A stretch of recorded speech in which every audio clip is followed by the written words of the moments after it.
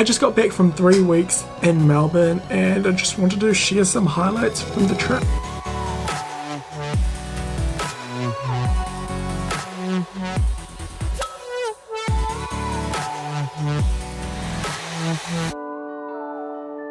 It's really hot over there, but on the second day we were there for unknown reasons. We decided it was a good idea to check out the Botanic Gardens. At the Melbourne Botanic Gardens, it's very hot today. It's like 26 at the moment. It's meant to get up to 36 or something.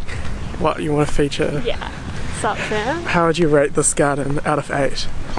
I would not like to rate out of 8, thank you. What would you like to rate out of 10, like a normal tip. Okay, how would you rate this garden out of 10? 7.7. You could have just rated it out of 8 if you're going to give numbers like that.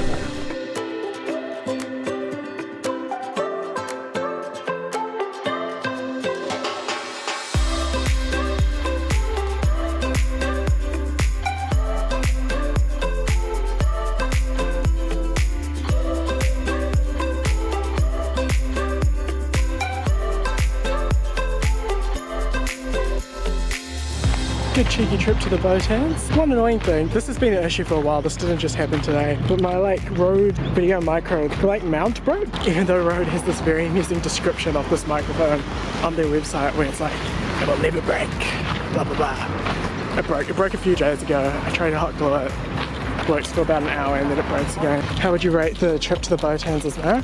Pretty good, quite hot. It's like 32, 34 degrees at the moment. Pretty outrageous, especially by New Zealand standards. Just in the city, look at this real futuristic, like, rotating parking sign thing.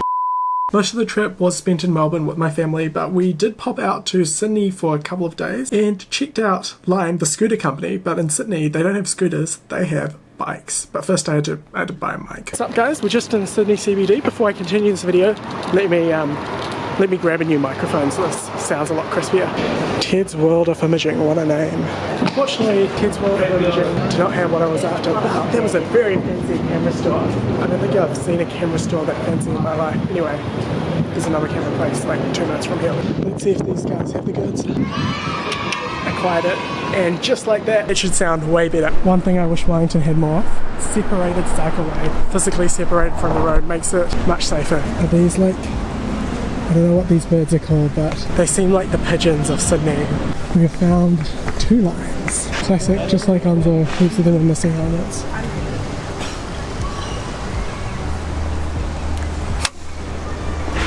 I'm in Sydney and I'm riding a Lime electric bike. It just like, you just start pedaling and it just takes off. What a... I want these in Wellington now. It just goes so fast with like so little effort. Just finished up with the Limes. How would you rate the Lime bike experience? Pretty good. Yeah, very easy. The scooter?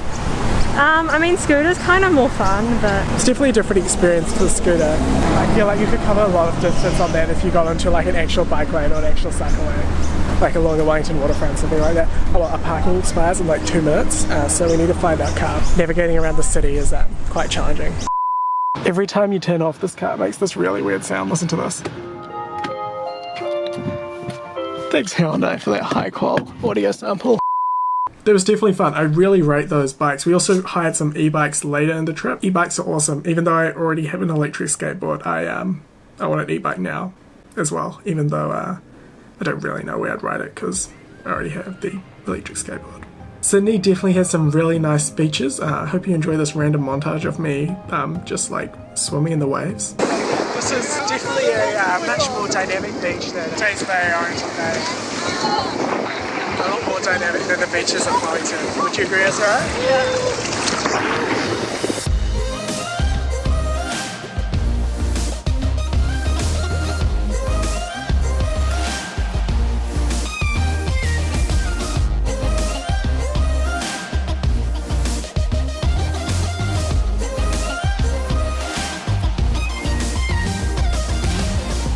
Okay, so as you can see, we're 4 minutes into this vlog, and that's all I filmed. That's pretty much all I filmed the entire trip. I was there for 21 days, but I really took it as an opportunity to going to a different place, going to a place which is not the place you live and work, is a really good way to force yourself to relax. When you're a bit of a workaholic like me, I'll always find an excuse to slip in an hour of work here, an hour of work there. I almost always do at least a little bit of work on weekends. But when you're away, when you're in a different place, it's really a lot easier to force yourself not to work.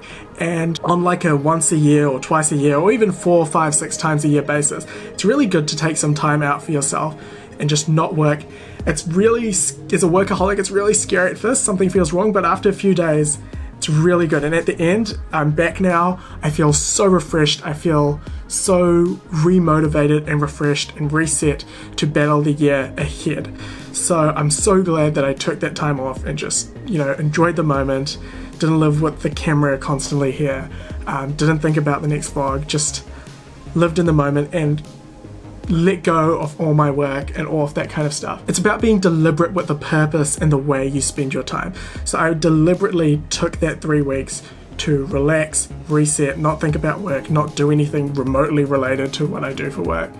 And it's amazing. I feel great. I feel so motivated, so energized, and so refreshed and so excited to see what 2019 has to offer.